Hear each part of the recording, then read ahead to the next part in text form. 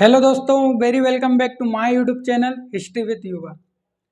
दोस्तों, इससे पहले हमने क्लास 8 में आर्य कौन है ये जानने की कोशिश की थी। हम ये समझना चाह रहे हैं कि आखिर ये आर्य कौन है, ये अचानक से कहाँ से हमारे देश में आए और इनके भारत में आने का कारण क्या रहा।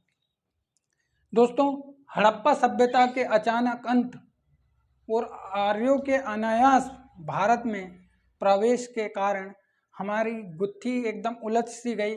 हमारा भारतीय इतिहास एकदम उलझ सा गया कि आखिर ये क्या हुआ, अचानक से कैसे भारतीय सभ्यता का अंत हुआ और विदेशियों का भारत में प्रवेश हुआ।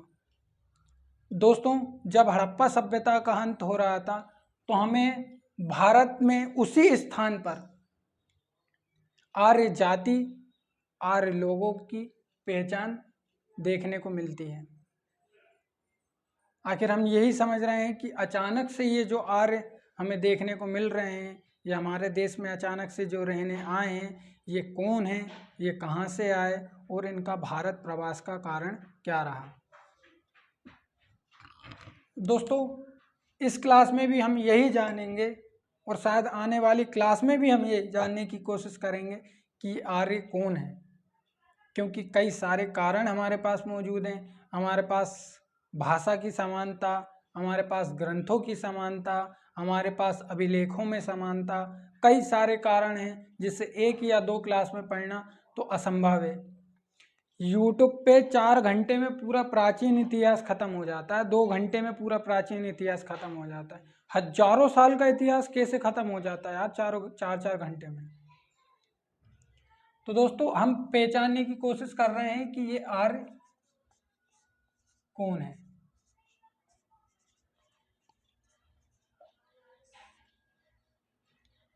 आज की हमारी क्लास आर्य कौन है इस पर शुरू हुई और आर्य कौन हैं इसी पर खत्म हो जाएगी, क्योंकि बहुत बड़ा टॉपिक है। आखिर ये कौन है, इसकी पहचान थोड़ी मुश्किल है। अब दोस्तों, हमने पिछली क्लास में डीएनए के आधार पर पढ़ा था। हमने साइंस की खोजों को भी देखा कि खोज ने बताया कि डीएनए M17, डीएनए M17 ये सिद्ध करता है कि आर्य इस देश की जाति नहीं है। दोस्तों, ऋग्वेद और जैन अवेस्ता ग्रंथ, पारसी ग्रंथ, जैन अवेस्ता और आर्यों के ग्रंथ ऋग्वेद, दोनों में समानता होने के कारण, दोनों में देवताओं की समानता होने के कारण भी ये बताया गया कि हो सकता है इन ग्रंथों के और इन ग्रंथों के राइटर एक ही हों। क्योंकि ऋग्वेद का राइटर कौन है, इस बात का भी हमें कभी पता नहीं चल पाया। अब दोस्तों, इतने सारे हमारे पास सिद्धांत हैं, इतने सारे हमारे पास मत हैं, तो इन्हें जानने में टाइम लगेगा ही। तो आप चैनल को सब्सक्राइब करके ज़रूर रखें, बहुत मज़ा आएगा हमें हिस्ट्री पढ़ने में। तो दोस्तों, हम लेजेंड्स की बातों को सुने, लेजेंड्स के मत को जानें, लेजेंड्स के हम थ्योरीज को देखें कि आखिर लेजेंड्स का क्या कहना है, राइटर्स का क्या कहना है, हिस्टोरियंस का क्या कहना है इन लोगों के बारे में। दोस्तों, हालांकि कुछ इतिहासकार तो डायरेक्टली कहते हैं कि ये चोर हैं, ये घुसपैठिए हैं, और कुछ राइटर्स ये कहते हैं कि नहीं, ये भारत में ही निवास करने वाली कोई जाति है। तो दोस्तों, हमारे दो भाग चलते हैं, एक चलता है इंडियन हिस्टोरियंस और एक चलता है यूरोपियन हिस्टोरियंस। भारतीय इतिहासकार और यूरोपीय इतिहासकार, क्योंकि यूरोप का हमारे देश में हस्तक्षेप रहा है, हमने 200 से ज़्यादा साल इनकी गुलामी की है, इसलिए हमें आदत सी है अब तो यूरोपियों की, प्यार सा हो गया है हमें यूरोपियन से। तो दोस्तों, दो प्रकार के मत हमें देखने को मिलेंगे, एक यूरोपीय मत और एक भारतीय इतिहासकारों के मत। दोस्तों, पहले हम चलते हैं भारतीय इतिहासकारों की तरफ। हम इसको एक कहानी की तरह समझें, बेहद मज़ा आएगा अगर हम कहानी की तरह समझें। दोस्तों, ऐसा सोचिए कि एक सम्मेलन बुलाया गया है ये देखने के लिए कि ये आर्य कौन है, क्योंकि देश बहुत परेशान है इन लोगों से। ये आर्य कौन है ये कहाँ से आए हैं, इस चीज़ को जानने के लिए एक सम्मेलन बुलाया गया है, एक मीटिंग बुलाई गई है, जहाँ पर कई देशों के कई सारे विद्वान आए हुए हैं और वे इस बात पर चर्चा करने बैठे हैं कि ये लोग कौन हैं। तो दोस्तों, हमारे भारतीय इतिहासकारों का क्या कहना है?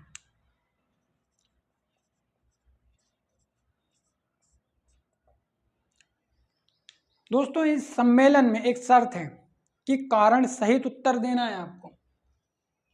वो पेपर में आता है ना, पहले पे हम जब 8वीं 10वीं 11वीं 12वीं में हम पेपर देते हैं तो एक सवाल ऐसा आया करते हैं कि कारण सहित उत्तर की जांच करें या कारण सहित उत्तर दें। तो वही वाली कंडीशन यहाँ पर अप्लाई की गई है कि कारण सहित उत्तर देना है आपको। ये नहीं कि तुमने बोल दिया और हमने मान लिया, ऐसा नहीं है। तो दोस्तों, भारतीय इतिहासकारों में आधे से तो रूढ़िवादी रहे, गुलाम रहे हैं वे। तो मैं तो क्लियर ये बात बोलता हूँ। दोस्तों, भारतीय इतिहासकारों में हम लेते हैं राजबली पांडे साहब को।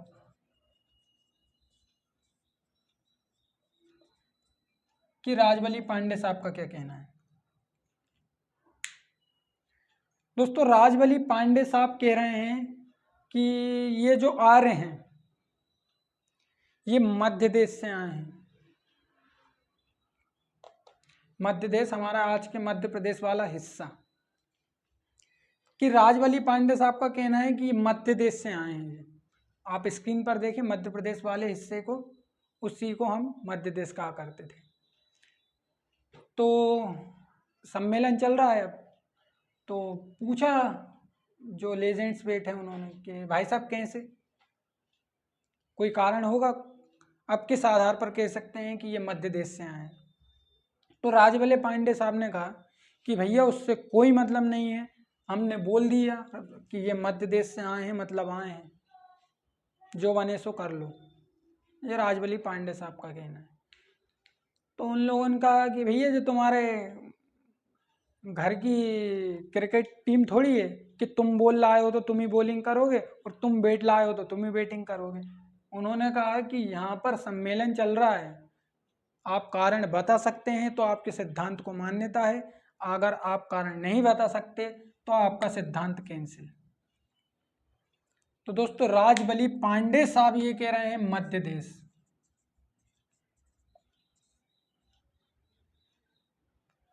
दोस्तों, ये रहे हमारे राजबली पांडे साहब का नजरिया।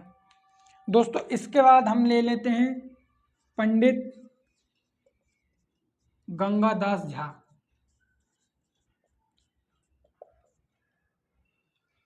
पंडित गंगादास झा का क्या कहना है? तो दोस्तों, पंडित गंगादास झा का कहना है कि ये जो आर्य हैं ये ब्रह्म ऋषि देश से आए हैं। तो बोला कि तुमको ये बोलने की जरूरत नहीं पड़ेगी, कारण सहित उत्तर देना है। तो कहता है बता रहे ना ऐसा क्यों? तो पंडित गंगादास जी कहते हैं कि भैया ऐसा है कि ये हमारे देश का मामला है, हमने बोल दिया एक बार कि ब्रह्म ऋषि देश से आए हैं, मतलब आए हैं, बात खत्म। तो विद्वानों ने कहा कि ऐसा नहीं होगा भैया, फालतू की बात मत करो। ये कहा पंडित गंगादास झा ने कि ब्रह्म ऋषि देश से आए हैं।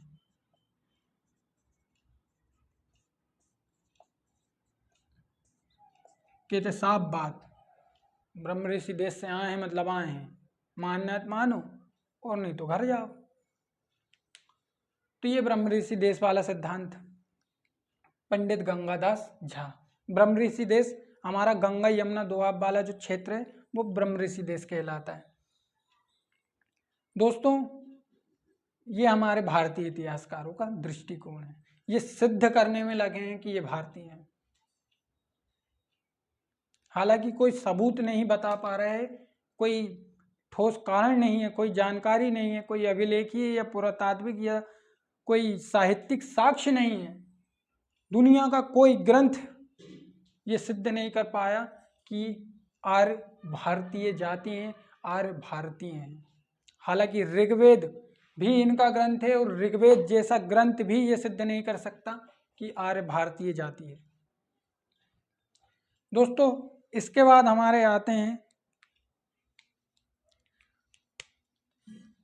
लोकमान्य तिलक या बाल गंगाधर तिलक?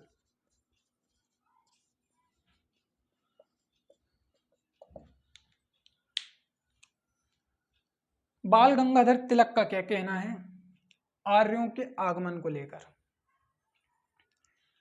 तो बाल गंगाधर तिलक साहब खड़े हुए हैं और बाल गंगाधर तिलक साहब कह रहे हैं कि देखो भाई, जो आ रहे हैं ये उत्तरी ध्रुव से आए हैं। पृथ्वी का उत्तरी हिस्सा उत्तरी ध्रुव कहलाता है। आप स्क्रीन पर देखें, उत्तरी ध्रुव से आए हैं, ये लोकमान्य तिलक साहब बता रहे हैं। तो वही है कि कारण सहित उत्तर देना है आपको। तो लोकमान्य तिलक ने कहा कि ये जो आ रहे हैं इन्हें 6 महीने के दिन और 6 महीने के रात की जानकारी है। लोकमान्य तिलक साहब का कहना है कि आर्यों को 6 महीने के दिन 6 महीने की रात की जानकारी है, इसलिए ये शायद उत्तरी ध्रुव से आए होंगे और उस समय उत्तरी ध्रुव भारत का हिस्सा हुआ करता था। ये लोकमान्य तिलक का कहना है। ये रूढ़िवादी दृष्टिकोण है लोकमान्य तिलक का। वो भी ये सिद्ध करना चाहते हैं कि आर्य भारतीय जाति है। हालांकि कोई साक्ष्य नहीं है, कोई पुरातात्विक साक्ष्य नहीं है, कोई अभिलेखीय साक्ष्य नहीं है कि वो ये सिद्ध कर दे कि आर्य कौन है। कई लोगों को तो आर्य शब्द ही नहीं पता। कमेंट करके मुझसे ये पूछा कि ये आर्य कौन है। जो आज आप ब्राह्मण जाति देखते हैं, आप जो ब्राह्मण देखते हैं, आप जो राजपूतों को देखते हैं, आप जितने भी आप दलित आदिवासी लोगों को छोड़कर और अन्य धर्म के लोगों को छोड़कर जो भी जाति आप देखते हैं वे आर्य कहलाते हैं। तो दोस्तों, लोकमान्य तिलक ने दिया अपना उत्तरी ध्रुव सिद्धांत और उसमें कहा कि उत्तरी ध्रुव से आए हैं और उत्तरी ध्रुव उस समय भारत का हिस्सा हुआ करता था। तो अब आप ये सोचें कि रूस, कजाकिस्तान जैसे बड़े बड़े देश भारत का हिस्सा हुआ करते होंगे क्या? पूरा आर्कटिक वाला जो हमारा क्षेत्र है, आर्कटिक सागर वाला, महासागर वाला, वो पूरा उत्तरी ध्रुव में आता है। तो दोस्तों, ये था लोकमान्य तिलक का कहना कि आर्य हमारे उत्तरी ध्रुव से आए होंगे, उत्तरी ध्रुव सिद्धांत।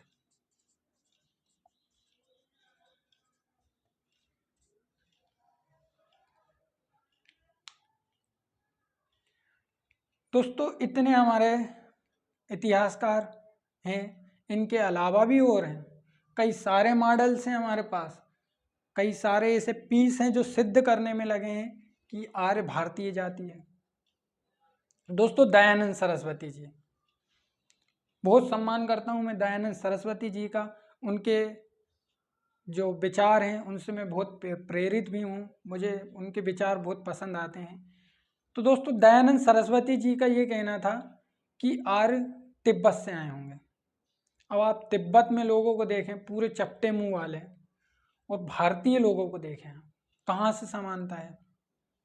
तो वही चीज़ इनसे भी पूछी थी कि भाई साहब, आप कह तो रहे हैं ये तिब्बत से आए हैं, कारण कहते कारण आ रहे नहीं पता, लेकिन आए हैं ऐसा ऐसा बोल के, और दयानंद सरस्वती जी बैठ गए।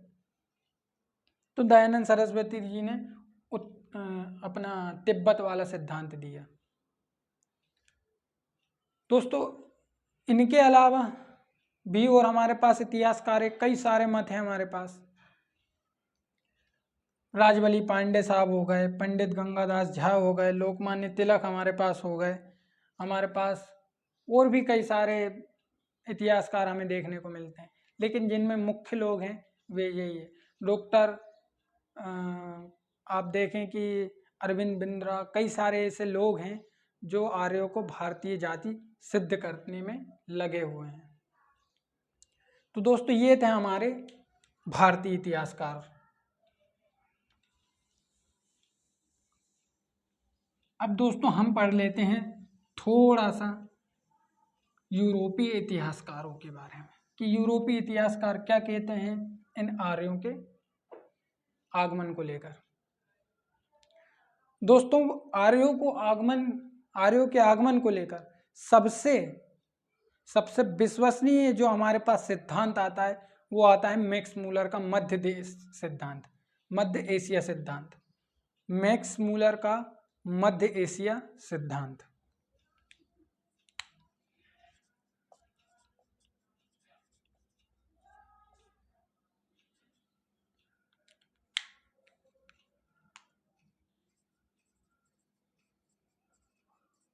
मध्य एशिया सिद्धांत। दोस्तों कई सारे कारण बताएगा ये इतिहासकार हमें कि आखिर ये ऐसा क्यों कह रहा है कि आर्य मध्य एशिया से आए। ये भारतीय इतिहासकारों की तरह हवा हवाई बात नहीं करते, ये क्लियर बताएंगे, ये कई सारे साक्ष्य हमारे सामने रखेंगे और उस आधार पर ये सिद्ध हो जाएगा कि आर्य मध्य एशिया से ही आए हैं। अब दोस्तों मैक्स मूलर के बारे में आप गूगल यूट्यूब पर देखें, इतनी अनाप शनाप बातें हैं कि मैक्स मूलर ने झूठ बोला, झूठ हुई डीएनए वाली थ्योरी, फेल हो गई है मध्य एशिया सिद्धांत वाली थ्योरी। ऐसा कुछ नहीं हुआ है। 100% आज भी इसी सिद्धांत को सही माना जाता है। इसी सिद्धांत के आधार पर आज भी आर्यों को ईरानी कहा जाता है। स्मृति ईरानी वाला ईरानी नहीं, ईरान देश वाला ईरानी। आर्यों को एक डिबेट चल रही थी टीवी पर, मैं नाम तो नहीं लूंगा, एक मुस्लिम समुदाय के व्यक्ति थे और एक ब्राह्मण समुदाय के व्यक्ति थे। तो ब्राह्मण समुदाय के व्यक्ति ने मुस्लिम समुदाय के व्यक्ति से कहा कि अरे वो आप तो विदेश से आए हो, आपने 712 में विदेश में से आकर आक्रमण किया था, मोहम्मद बिन कासिम आया था पहली बार आक्रमण करने, तुम विदेशी आक्रमणकारी हो। तो मुस्लिम समुदाय वाले ने कहा कि हम विदेशी आक्रमणकारी, तो तुम कौन हो? बस इसके बाद आप समझ जाएं। तो मैक्स मूलर का मध्य एशिया सिद्धांत, तो मैक्स मूलर साहब ने अब मध्य एशिया सिद्धांत अपना रख दिया है, तो इनसे कारण भी पूछे जाएंगे क्योंकि कारण सहित उत्तर देना है आपको। तो मैक्स मूलर साहब से पूछा कि भाई साहब आप कह रहे हो मध्य एशिया आए हैं, ये कोई कारण होगा, कोई सबूत होगा आपके पास कि आप भी भारतीय इतिहासकारों की तरह नहीं, वो तो कोई मतलब नहीं है, बस वो तो आए हैं मतलब आए हैं, हमारे देश के ही हैं। तो कहते आप भी ऐसे ही बोलोगे क्या? कहते नहीं, मेरे पास सबूत है। दोस्तों मैक्स मूलर ने अपने सिद्धांत में एक बेहद महत्वपूर्ण अभिलेख को पेश किया जो है बोगचकोई अभिलेख। दोस्तों बोगचकोई अभिलेख ये 100% सिद्ध करता है कि आर्य जो हैं हमारे मध्य एशिया से एंटर करे हैं भारत में।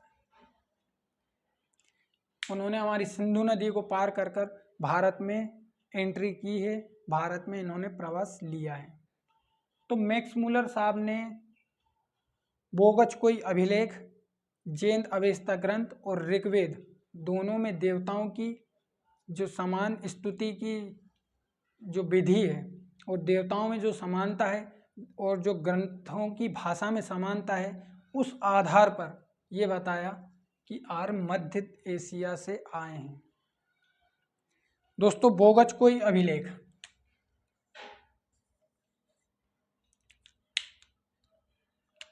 ऋग्वेद के महत्वपूर्ण देवता इंद्र, वरुण, मित्र, नातस्य, ये 4 महत्वपूर्ण देवता इंद्र, वरुण, मित्र, नातस्य। सबसे महत्वपूर्ण देवता इंद्र है। इंद्र का लगभग 236 बार हमें ऋग्वेद में उल्लेख देखने को मिलता है। दोस्तों कई जगह कहीं 250 लिख देते हैं, कहीं 240 लिख देते हैं। आंकड़ों का इतना अभाव है, मुझे तो समझ में नहीं आ पाता, मैं तो खुद पागल हो जाता हूँ कि आखिर ये कहना क्या चाह रहे हैं। डेट को लेकर इतनी लड़ाइयाँ हैं, कोई होमर के इलियाड ओडिसी को कभी 900 का बता देता है, तो कोई इतिहासकार की बुक पढ़ो तो वह उसे 1400 का बताता है। समझ में नहीं आ पाता कि आखिर ये कहना क्या चाह रहे हैं। तो दोस्तों इंद्र, वरुण, मित्र, नातस्य, इंद्र, वरुण, मित्र, नातस्य। दोस्तों बोगचकोई अभिलेख लगभग ईसा से 1400 साल पहले का है। ये हमें एशिया माइनर, जिसे पहले मितानी या अनातोलिया कहा जाता था, जिसे वर्तमान में यूरेशिया अर्थात मध्य हमारा एशिया और यूरोप जिस स्थान पर मिलता है उसे हम यूरेशिया या फिर एशिया माइनर कहते हैं। दोस्तों उस स्थान पर खुदाई में हमें मिला है इंद्र वरुण मित्र नातस्य वाला ये बोगज कोई अभिलेख, जो ये सिद्ध करता है कि आर्य ईरानी है। दोस्तों ऋग्वेद में भी 4 महत्वपूर्ण देवता इंद्र वरुण मित्र नातस्य और बोगज कोई में भी 4 महत्वपूर्ण देवता इंद्र वरुण मित्र नातस्य, इनकी समानता है। दोस्तों इस आधार पर मैक्स मूलर ने ये कहा है कि आर्य जो है ईरानी जाति है। इस आधार पर ये कहा है उन्होंने, पूरा सबूत दिया है, पूरे साक्ष्य बताए हैं उन्होंने, और तब जाकर इनके सिद्धांत को फाइनली सर्वमान्य सिद्धांत घोषित किया गया और ये माना गया कि आर्य ईरान से आए हैं। दोस्तों आज तक ये थ्योरी वैलिड है। कहीं पर भी अगर आपको ये सुनने को मिले कि मैक्स मूलर का मध्य एशिया सिद्धांत झूठ साबित हुआ, मैक्स मूलर का मध्य एशिया सिद्धांत फेल हो गया, तो आप ये समझ जाएं कि वे लोग रूढ़िवादी हैं, वे लोग झूठ बोल रहे हैं। दोस्तों ये था मैक्स मूलर का सिद्धांत। आज भी सर्वमान्य सिद्धांत मैक्स मूलर का मध्य एशिया सिद्धांत है आर्यों के आगमन को लेकर। इंद्र वरुण मित्रनाथस और ऋग्वेद में इंद्र वरुण मित्रनाथस, चेंद अवस्था में भी मित्र का हमें उल्लेख मिला है। ऋग्वेद में भी हजारों घोड़े की मांग की गई है कि हमें मित्र इनके सबसे प्रिय देवता हुआ करते हैं आर्यों के, और आर्यों ने इनसे सोम रस के बदले हजारों घोड़े की मांग की है। दोस्तों ये था मैक्स मूलर का मध्य एशिया सिद्धांत। दोस्तों इसके अलावा कई सारे यूरोपीय इतिहासकार हमारे पास हैं, जिनमें हम फिलिप्पो सेसेटी को हम सबसे अग्रणी मान सकते हैं कि सबसे पहले जो इस चर्चा में जिसने सबसे पहले अपना सिद्धांत रखा था वे फिलिप्पो सेसेटी थे। लगभग 1540 की डेट बताई जाती है इनका। 1540 में जन्म हुआ है फिलिप्पो सेसेटी का।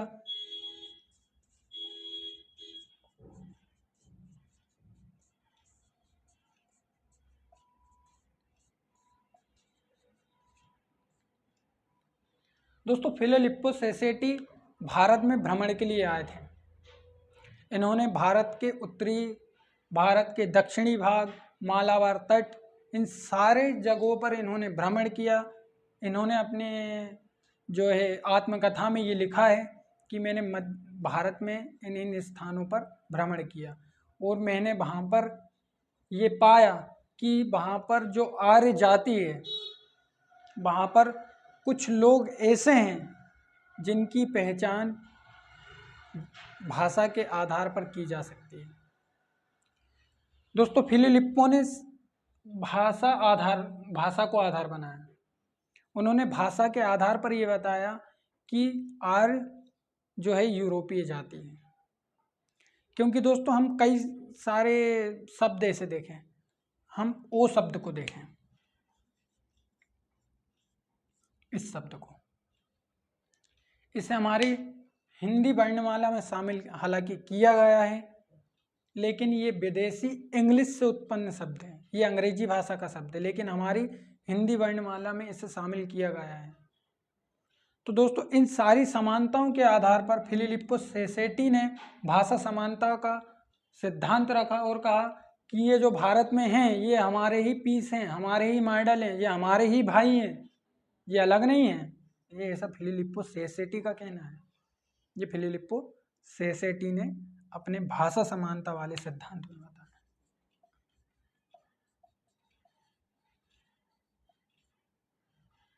दोस्तों अभी तक सारे साक्ष्य, चाहे साहित्यिक साक्ष्य हो या अभिलेखीय साक्ष्य हो, सारे साक्ष्य आर्यों को ईरानी सिद्ध करते हैं।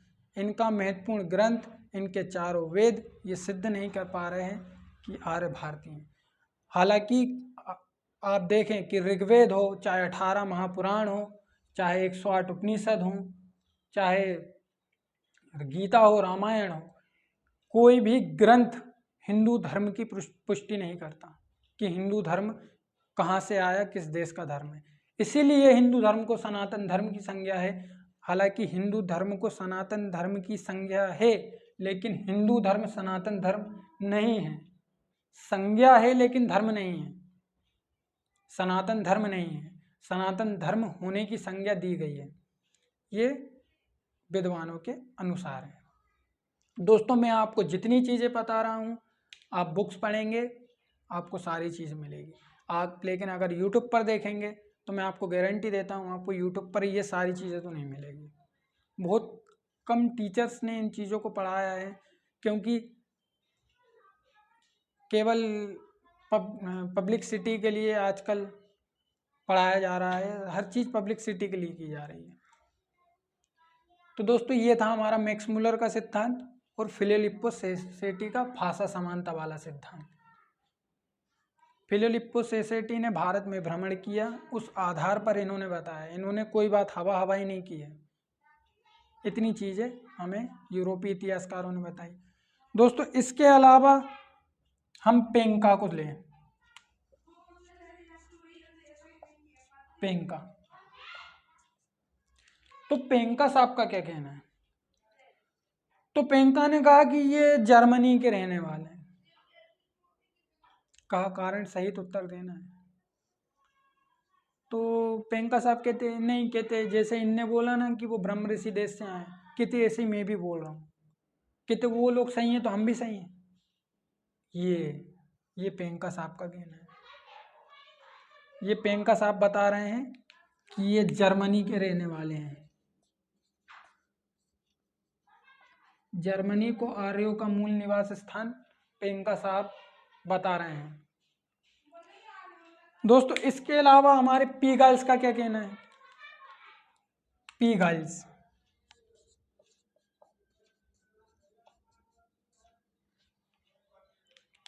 पीगल्स का क्या कहना है आर्यों के भारत में आगमन को लेकर? तो पीगल्स ने वनस्पति को और पत्थरों को आधार माना कि आर्यों को जिन वनस्पतियों की पहचान है, आर्य जिन वनस्पतियों को जानते हैं, वो तो हमारे यहाँ भी है। अब ऐसा थोड़ी है कि मैं यहाँ तुलसी को जानता हूँ, तुलसी पौधे को, तो मैं दूसरे देश में जाकर भी तो जान सकता हूँ। तो ऐसा थोड़ी है कि वनस्पति के आधार पर, ये पत्थर और वनस्पति के आधार पर, हालांकि ये विद्वान हैं, अब इनके अपने मत हैं। तो पीगल्स का कहना है कि वनस्पति के आधार पर जो है आर्यों का निवास स्थान मध्य एशिया और यूरोप को ये बताते हैं। तो दोस्तों, इतने सारे सिद्धांत हमारे पास यूरोपियंस के भी हैं। दोस्तों, इनके अलावा कई सारे हमारे पास सिद्धांत है, कई सारी हमारे पास और भी थ्योरीज है, जिनमें मैक्स मुलर का सिद्धांत महत्वपूर्ण है, जिसमें हमारे उत्तरी ध्रुव बाल गंगाधर तिलक का सिद्धांत महत्वपूर्ण है। कई बार एग्जाम्स में ये पूछा भी जाता है। और दोस्तों, फिलिप्पो सेटी ने पहली बार जिसने मत रखा था वो फिलिप्पो सेटी ने रखा था। फिलिप्पो सेटी ने भाषा समानता के आधार पर रखा। पेंका ने जर्मनी को आर्यों का मूल निवास स्थान बताया।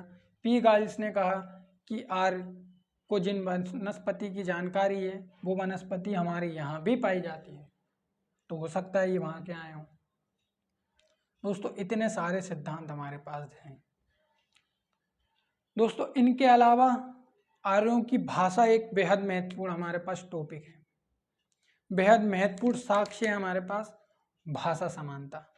हालांकि फिलिप्पो सेटी ने भारत में भ्रमण किया, भाषा को सुना, उस आधार पर कहा, लेकिन जब हम थोड़ा सा भाषा का इतिहास पढ़ेंगे तब हमें समझ में आएगा कि आर्यों की जो भाषा है इंडो आर्यन, वो ईरानी भाषा से उत्पन्न हुई है।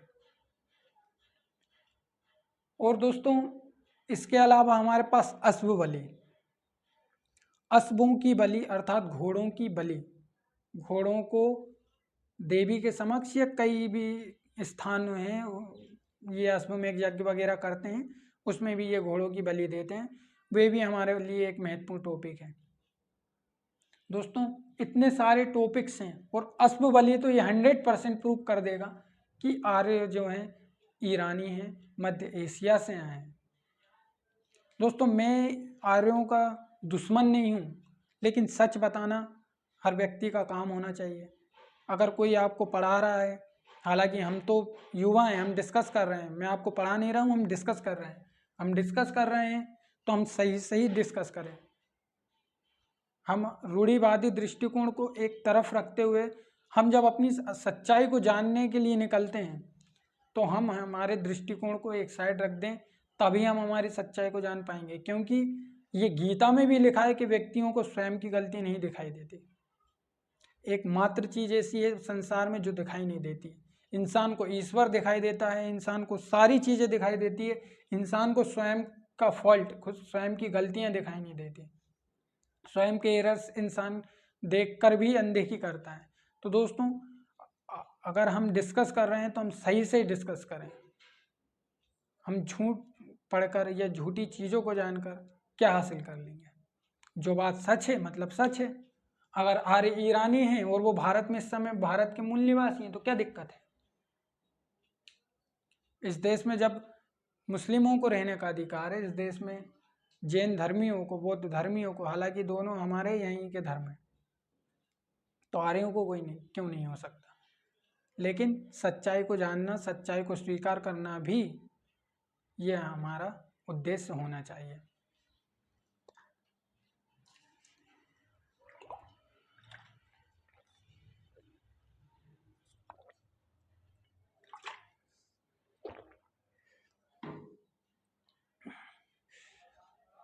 दोस्तों इतने तो थे हमारे ये यूरोपीय इतिहासकार। दोस्तों इनके अलावा भी और इतिहासकार है, जैसे गार्डन चाइल्ड और पीक मेयर, इन्होंने अपना सिद्धांत दिया था। इन्होंने दक्षिणी रूस को आर्यों का मूल निवास स्थान बताया। दोस्तों दक्षिणी रूस को इन्होंने आर्यों का मूल निवास स्थान बताया है, इसके पीछे बेहद महत्वपूर्ण और गहरा कारण है। दोस्तों जब हम अश्वबली पढ़ेंगे, हम आर्यों के रथों के बारे में पढ़ेंगे, तब हमें समझ में आएगा कि ऐसा इन्होंने क्यों कहा। दोस्तों विलियम जोन्स ने भारतीय भाषा को और यूरोपीय भाषा को एक ही स्रोत से उत्पन्न हुआ बताया। दोस्तों ऐसा उन्होंने क्यों कहा? जब हम भाषा समानता का सिद्धांत पढ़ेंगे तब हमें समझ में। फिलिप्पो सेसेटी ने भाषा में समानता है ये कहा। विलियम जोन्स ने ये कहा कि ये एक ही स्रोत से उत्पन्न हुई है। जैसे हम संस्कृत की बात करें कि हमारा जो संस्कृत हमारी जो भाषा है, इसे दुनिया की मूल भाषा माना जाता है। इसके बाद जितनी भी भाषाएं हैं वे संस्कृत से उत्पन्न हुई हैं। संस्कृत शुरुआत में दो प्रकार की हुआ करती थी, एक हमारी वैदिक संस्कृत, एक हमारी लौकिक संस्कृत। लौकिक संस्कृत वे संस्कृत जिसमें महाभारत और रामायण जैसे ग्रंथ लिखे गए, क्यों? और वैदिक संस्कृत वे संस्कृत जिसमें ऋग्वेद और चारों वेद, जो हमारे चारों वेद है, ऋग्वेद, यजुर्वेद, सामवेद और अथर्ववेद, ये चारों वेद लिखे गए। आखिर क्यों? दोस्तों वेद शुरुआती ग्रंथ माना जाता है, सबसे प्राचीन ग्रंथ हमारा वेद है। और बाद में जब ये लौकिक संस्कृत में परिवर्तित हुई संस्कृत, तो ये लोगों के बीच में प्रचलन में आई। लोगों के बीच में जब ये भाषा प्रचलन में आई, ये भाषा प्रिय हुई लोगों के बीच में, तो धीरे धीरे कर कर संस्कृत अपभ्रंश होने लगी। संस्कृत में विकृति आने लगी, डिफॉर्मिटीज आने लगी, संस्कृत टूटने लगी कई भाषाओं में। तो लौकिक संस्कृत से हमारी पाली भाषा का जन्म हुआ। पाली भाषा में आप देखेंगे कि बौद्ध धर्म के 3 महत्वपूर्ण त्रिपिटक, विनय पिटक, सूत्र पिटक और अभिधम्म पिटक, इन तीनों पिटकों की रचना हुई। पाली आगे चलकर प्राकृत में अपभ्रंशित हुई, प्राकृत भाषा में वे टूटी, और प्राकृत भाषा में आप देखें कि जैन ग्रंथ, महत्वपूर्ण जैन ग्रंथ आगम प्राकृत भाषा में लिखा गया। और इसी समय जो है शूद्रों से संस्कृत बोलने का अधिकार छीन लिया गया। संस्कृत बोलने का अधिकार शूद्रों को नहीं हुआ करता था, और शूद्रों को ना चाहते हुए भी प्राकृत भाषा को बोलना पड़ा। दोस्तों ऐसे आगे चलकर हमारी प्राकृत भाषा अपभ्रंश, और अपभ्रंश से शोरसेनी अपभ्रंश, और शोरसेनी अपभ्रंश से हमारी हिंदी भाषा का जन्म हुआ, जो आज हमारे देश की राजभाषा है। हालांकि ये लगभग हमारे देश की राष्ट्रभाषा है, क्योंकि राष्ट्रभाषा अभी तक भारत की चुनी नहीं गई है, क्योंकि कई सारी भाषाएं हमारे पास हैं। तो दोस्तों ये थे हमारे लेजेंड्स के दृष्टिकोण। लेजेंड्स ये हमें बता रहे हैं कि कौन कहाँ से आया। राजवली पांडे ने मध्य देश को आर्यों का आगमन, आर्यों को यहाँ का मूल निवासी बताया। हमारे दयानंद सरस्वती ने तिब्बत वाला सिद्धांत दिया। बाल गंगाधर तिलक एक स्वतंत्रता सेनानी होने के साथ दार्शनिक भी थे। उन्होंने उत्तरी ध्रुव को आर्यों का मूल निवास स्थान बताया। उत्तरी ध्रुव सिद्धांत हमारा बाल गंगाधर तिलक साहब ने दिया। इसके अलावा पंडित गंगादास झा ने ब्रह्म ऋषि देश को इनका मूल निवास स्थान बताया। फिलिप्पो सेसेटी ने भाषा समानता के आधार पर इन्हें मध्य एशिया का बताया। पेंका ने यूरोप जर्मनी को आर्यों का मूल निवास स्थान बताया। पी गाइल्स ने वनस्पति और पत्थरों के आधार पर इस बात की पुष्टि की। गार्डन चाइल्ड ने भाषा समानता का जो हमारा सिद्धांत है, गार्डन चाइल्ड भी उसमें शामिल है। गार्डन चाइल्ड ने भी ये इस बात की पुष्टि की कि आर्यों की भाषा और यूरोपीय भाषा अर्थात भारोपीय भाषा एक ही स्रोत से उत्पन्न है। दोस्तों मैक्स मूलर का सिद्धांत हमारा बोगच कोई अभिलेख वाला, बोगच कोई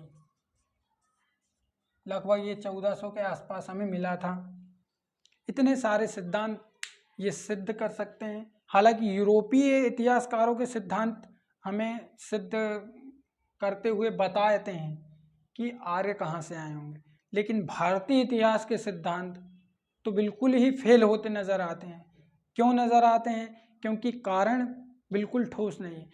जब ऋग्वेद जैसा ग्रंथ ये सिद्ध नहीं कर पाया, 18 महापुराण, हमारे 108 उपनिषद, ब्राह्मण ग्रंथ, अरण्यक, कई सारे ग्रंथ ये सिद्ध नहीं कर पाए कि हिंदू धर्म क्या है।